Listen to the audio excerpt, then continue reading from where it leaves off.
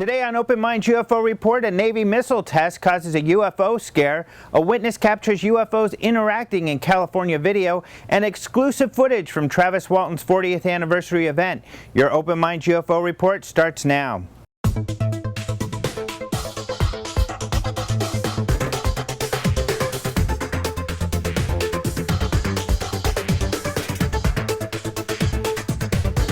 Hello and welcome to the Open Minds UFO Report. My name is Alejandro Rojas. A Navy missile test startled California residents Saturday night, many of whom captured incredible pictures and video of the object. The missile was reportedly seen as far away as Nevada and Arizona. Reports of a UFO sighting flooded the internet Saturday night. Even Khloe Kardashian got excited about the sighting, tweeting, "UFOs are real, tripping out." She included a link to an incredible video. In the video, captured and posted to YouTube by Julian Solomita, a light can be seen moving across the sky when it explodes into a giant cloud of vapor. In the video's description, Solomita wrote, "Hey guys, so we were just randomly up on the target parking structure, shooting some night footage, time lapses, etc. for the vlog, and as we were literally walking back to the car, Jason pointed out this UFO that wasn't anything but a suspicious orange-looking light moving fast. I was able to begin recording right then and there, and as you can see in the video, it turns into something that releases some sort of giant blue light in a circular haze. It was easily the craziest thing I've witnessed. I rushed home to upload this." As reports of the strange light and the massive glowing cloud came in, it was not known what the object was. However, it has now been confirmed that the object was a secret test conducted by the U.S. Navy of a Trident II ballistic missile launched from an Ohio-class submarine off of the coast of Los Angeles in an area called the Pacific Test Range. The Pentagon said the tests were part of a scheduled ongoing system evaluation test. Launches are conducted on a frequent recurring basis to ensure the continued reliability of the system. Each test activity provides valuable information about our systems, thus contributing to our assurance in our capabilities, a spokesman told the Los Angeles Times. The missile was not armed. Strategic Systems Programs does not routinely announce missile testing. Information regarding the test launch of the Trident II D5 missiles is classified prior to the launch. Although the Los Angeles Times reports that the public was not warned about the testing in advance, flight paths from the Los Angeles airport had been shifted due to undisclosed military activity. However, the Los Angeles Times says it has not confirmed whether the missile test was part of that activity. Meanwhile, incredible pictures and video of the event continue to flood the internet.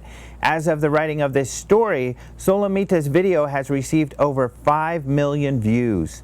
A California witness in Castro Valley submitted video of multiple UFOs she believes to be communicating with light beams or firing at one another. The witness submitted her video to the Mutual UFO Network, also known as MUFON. There are 3 video clips taken on November 23rd and 28th, 2014. The videos show points of lights in the sky, and not much can be made of 2 of them.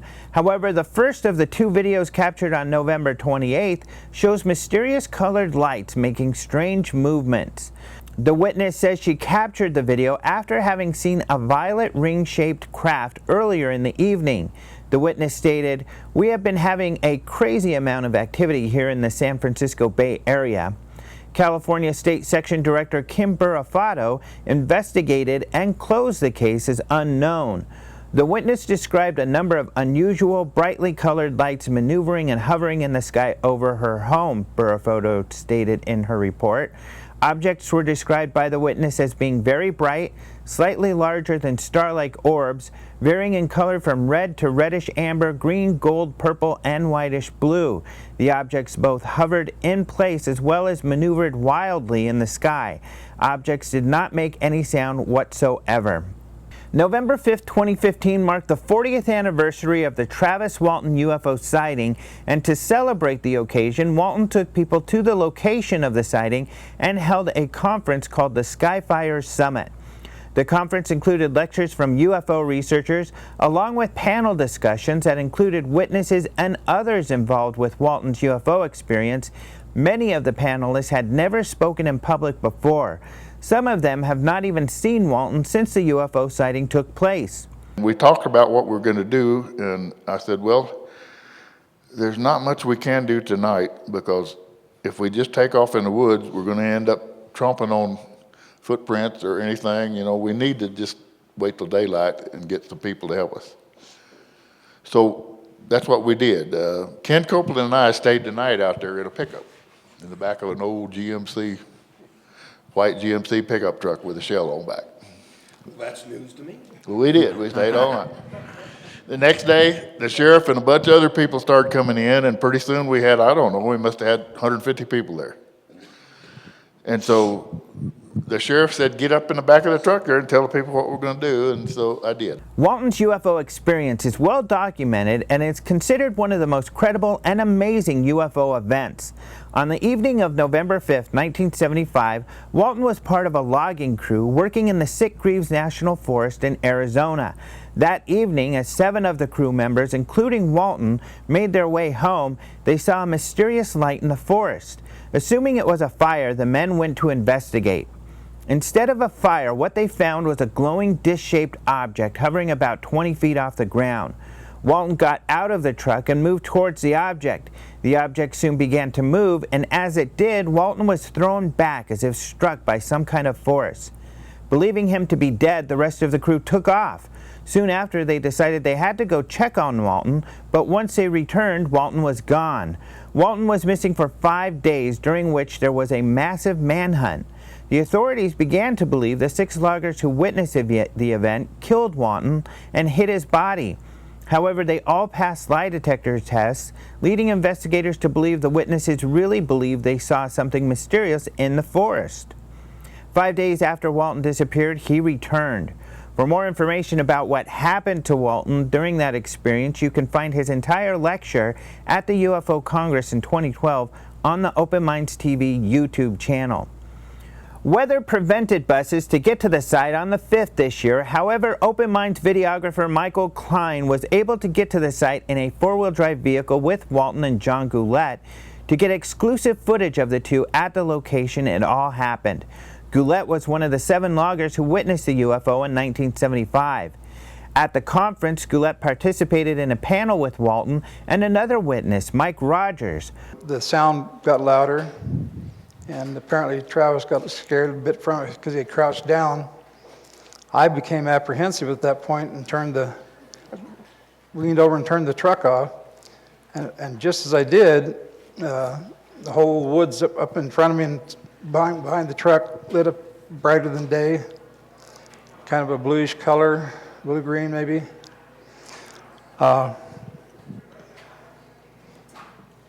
And I took off. Rogers was the crew chief in 1975 and a close friend of Walton's. Walton ended up marrying Rogers' sister. Rogers was also one of the main characters in the movie Fire in the Sky, which was based on Walton's experience. Rogers was played by actor Robert Patrick.